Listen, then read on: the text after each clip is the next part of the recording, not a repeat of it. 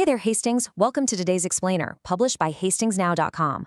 We're breaking down literally everything you need to know to kick off your Monday, August 10th, 2026, right here in town. I am so glad you're tuning in this morning, because we've got a really fantastic mix of your local forecast and some absolutely remarkable historical milestones to get through. So let's just dive right in, all right? We're going to get you totally prepped for the day ahead with a look at our local weather, plus a really fascinating trip back in time. We'll make sure you know exactly what to wear, when to head out, and give you some incredible facts to share over your morning coffee. Section 1, Monday in Hastings, Weather and Planning. Okay, so we're looking at a real tale of two halves out there today. We're starting off pretty murky, actually, with some patchy fog before 9 a.m. So, if you're commuting, dropping the kids off, or just running early errands, definitely give yourself a little extra time and watch out for that reduced visibility. But hey, once that haze burns off, it's going to be beautifully uncomplicated. We're talking partly sunny skies and really calm east-northeast winds at just around 5 miles per hour. Literally perfect patio weather or, for taking a nice stroll down by the riverfront. And here's the absolute best part. Once that morning fog lifts, temperatures are going to climb to a super comfortable 84 degrees. 84! That is just textbook ideal weather for throwing on some light summer clothes and enjoying downtown Hastings. You really couldn't ask for a better afternoon to get outside and take advantage of Levy Park. It's going to be warm for sure, but without much wind at all knocking you around. Now, as we move into the evening, things stay pretty quiet. We'll cool down nicely to a low of around 64 degrees tonight under mostly cloudy skies. But if your plans happen to keep you out super late, you might want to keep an eye on the official alerts.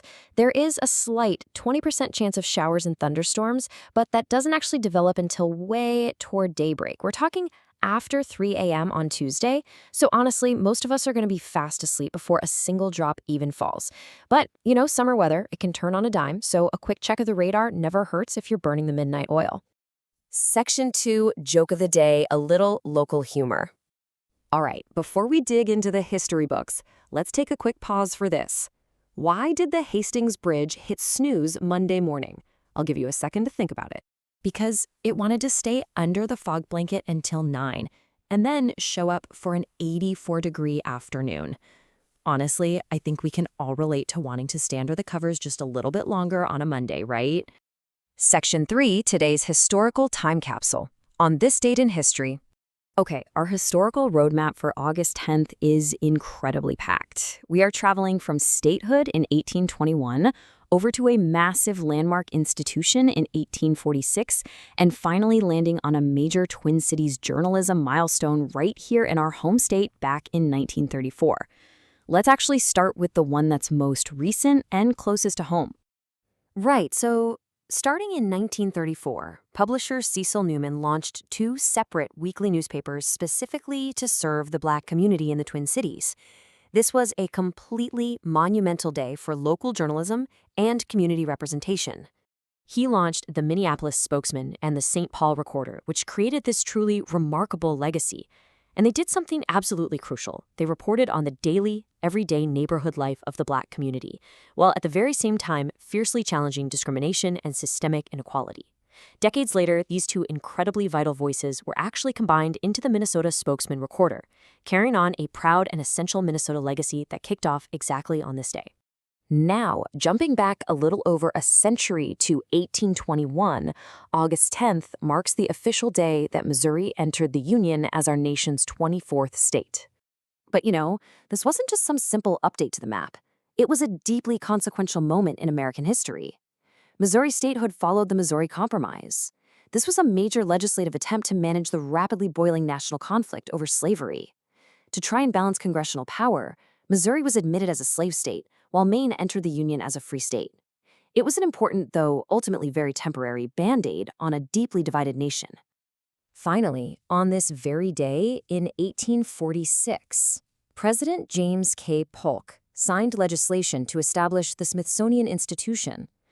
But what's really wild here is how it started. It was funded by a highly unusual bequest from a British scientist named James Smithson. And their founding mission was so simple, but so incredibly powerful. It was for the, quote, increase and diffusion of knowledge. Those exact words were the literal foundation for what would eventually become one of the most famous educational networks in the entire world. I mean, from that one single act in 1846, the Smithsonian has exploded into a massive, world-renowned network of museums, collections, and research centers that millions of people benefit from today. So, as you head out into the clearing skies today, I want to leave you with this thought to ponder while you're enjoying the riverfront.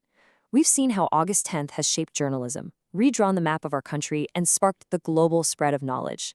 Once that Hastings fog lifts and we hit that gorgeous 84 degrees, how are you going to make your own history today? Thanks so much for joining me for this explainer. Stay safe on the roads this morning and have a fantastic Monday.